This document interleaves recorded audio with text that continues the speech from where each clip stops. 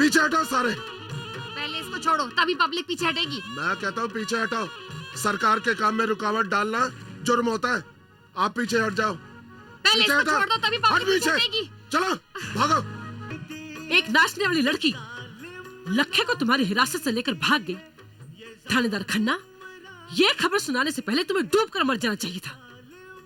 आप फिक्र न करो मंत्री जी, कल सूरज की पहली किरण लखे और धन्नो की लाश पे पड़ेगी। हुजूर, अगर कहीं ललिता देवी ने तुम्हारे काले कारनामों की फाइल मुख्यमंत्री को दे दी, फिर तुम्हारा हशर क्या होगा? कुछ खास नहीं। मंत्री जी को अपनी सारी जिंदगी जेल की काल कोठरी में बितानी पड़ेगी।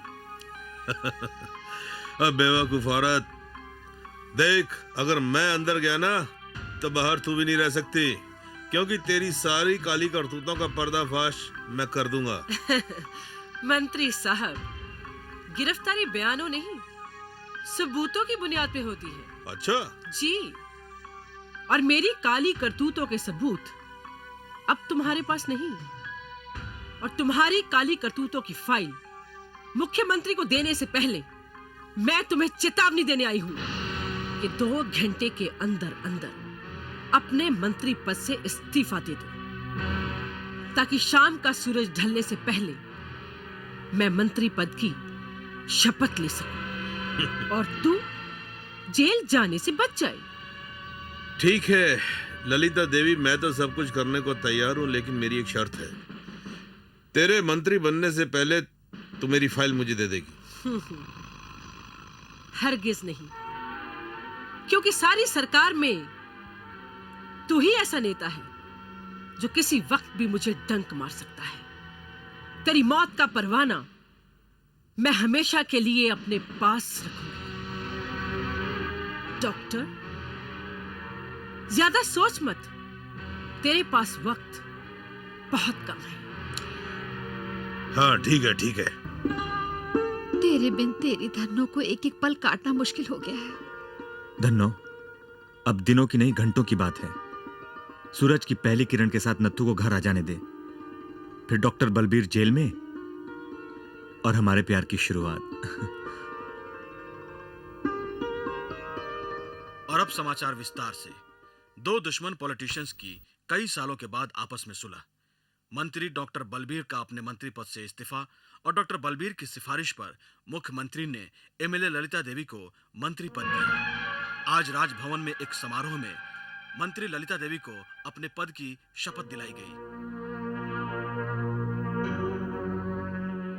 मैं ललिता देवी ईश्वर को साक्षी मान के शपथ लेती हूँ कि मैं देश के संविधान में रह के अपने देश और कौम की सेवा करूंगी।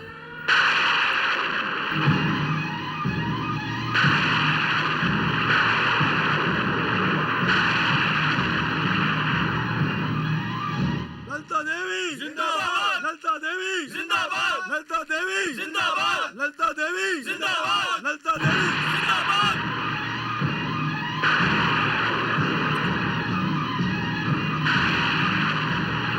ललिता ऐसी जहरीली नागिन है कि अपना काम निकल जाने के बाद तुझे ऐसा डंक मारेगी कि तू पानी मांगने के काबिल नहीं रहेगा।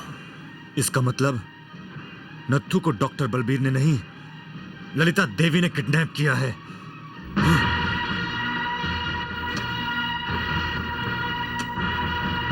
लखा, लखा, लखा, नत्था उनकी हिरासत में है, इसलिए पिस्तौल से नहीं, नरमी से काम लेना होगा।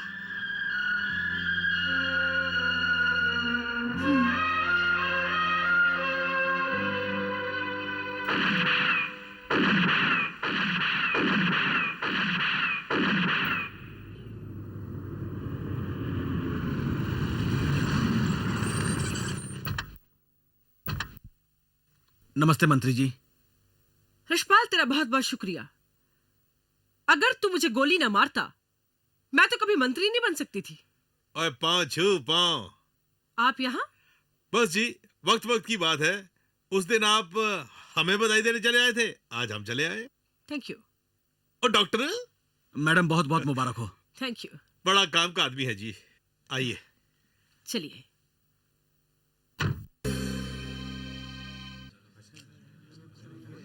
ललिता देवी, आ लखे, बैठ। मैं यहाँ बैठने के लिए नहीं आया, अपने भाई नत्थू को लेने के लिए आया हूँ। भगवान के लिए मुझे मेरा भाई दे दो, मुझे मेरा भाई वापस दे दो। मैं समझती थी तू बहुत दिलेर और समझदार इंसान है, पर तू इतना बड़ा एक्टर भी है, ये मैंने नहीं सोचा था।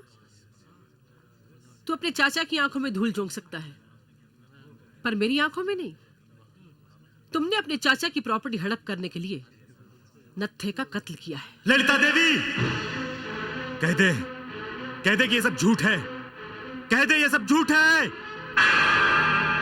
सच्चाई पर चलने वाली ललिता देवी कभी झूठ नहीं बोलती। ललिता देवी, मैं तुझे जिंदा नहीं छोड़ूंगा। अरे छोड़, लखा छोड़, छोड़ दे, लखा छोड़ा इसे।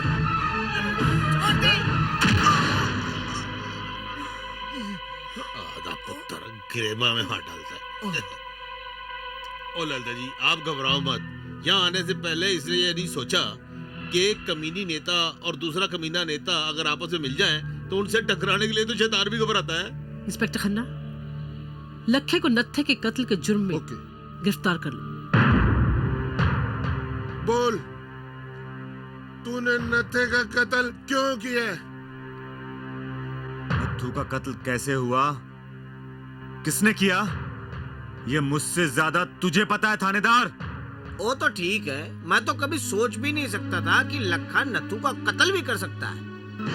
मुझे पता है, मुझे पता है, मुझे पता है कत्ल किसने किया है, मुझे पता है। जब बाढ़ ही खेत को खाने लगे तब फिर उसमें किसी का क्या दोष है?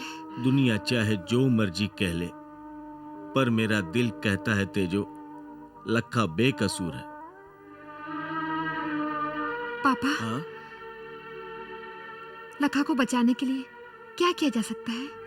धन्नो बेटा, लखा राजनीति के दलदल में इस कदर फंस गया है कि उसका बचना नामुमकिन लगता है, बिल्कुल नामुमकिन लगता है।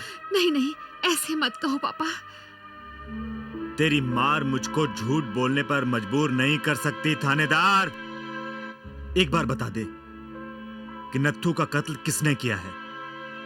मैं वादा करता हूं कि अपने नत्थू का कत्ल मैं अपने सर ले लूंगा। बताऊंगा, जरूर बताऊंगा, पर उस वक्त बताऊंगा जब तुझे फांसी के तख्ते पे लटका के तेरी आखिरी ख्वाहिश पूछी जाएगी। लखन ना तो मेरा खास आदमी था और ना ही दुश्मन, वो तो एक मामूली वर्कर था। मैडम, तो फिर उसने आपकी जान क्यों बचाई और अपना खून क्यों दिया? इंसानियत के नाते इंसान की जान बचाना हर इंसान का फर्ज होता है। उसने तो अपना फर्ज निभाया। तो इंसानियत के नाते आपको उसकी मदद करनी चाहिए। हाँ, मैं जरूर करूंगी, पर जब मुझे यकीन हो जाएगा कि उसने नत्थे का कत्ल अपने चाचा की प्रॉपर्टी के लिए नहीं तो किया। फिर हम लखे को आपका दुश्मन समझे? वो आपकी अपनी सोच है, लेकिन हर वो इंसान जो समाज का दुश्मन है मेरा जाती दुश्मन है। Thank you very much.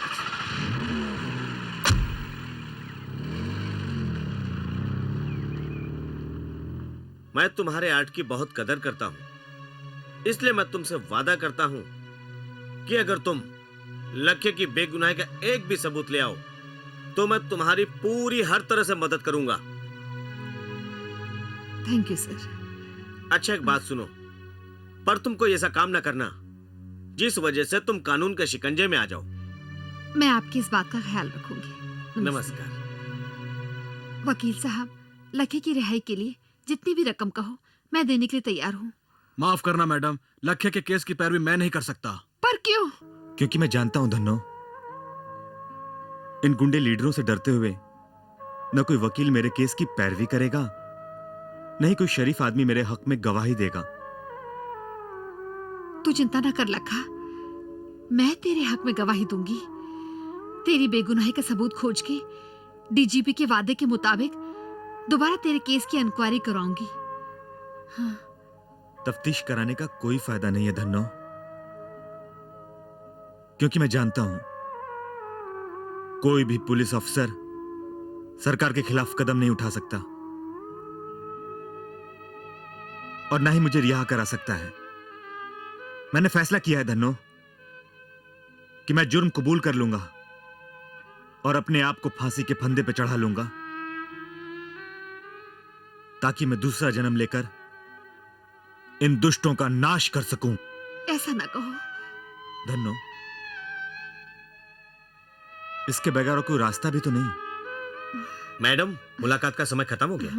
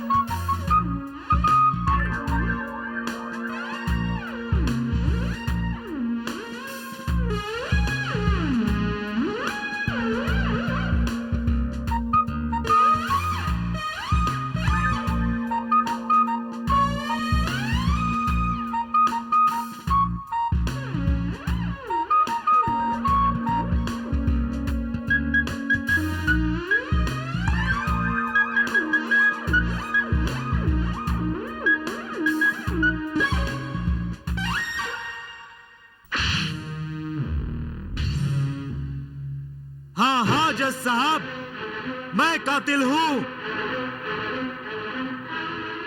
जज साहब, मुझे अपने चाचा के बेटे अपने भाई का कत्ल इसलिए करना पड़ा कि मैं उसकी जमीन जायदाद हड़प करना चाहता था, कब्जा करना चाहता था जज साहब।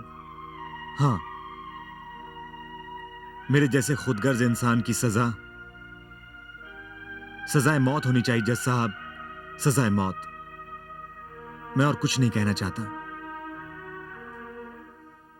लखे ने अपने आप को बचाने के लिए बड़ी होशियारी के साथ इस शहर के लीडरों को फंसाने की पूरी कोशिश की।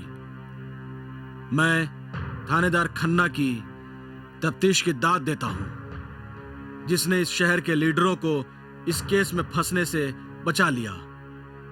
और मैं सरकार से सिफारिश करूंगा कि ऐसे ईमानदार ऑफिसर की तरक्की की जाए और लखे जैसे मुजरिम को, जिसने जायदाद के पीछे अपने चाचे की एक इकलौते बेटे की बड़ी बेरहमी के साथ हत्या कर दी और उसने अदालत में यह कत्ल कबूल किया है, इसलिए यह अदालत मुजरिम लखा को दफा 302 के तहत सजाए मौत देती है।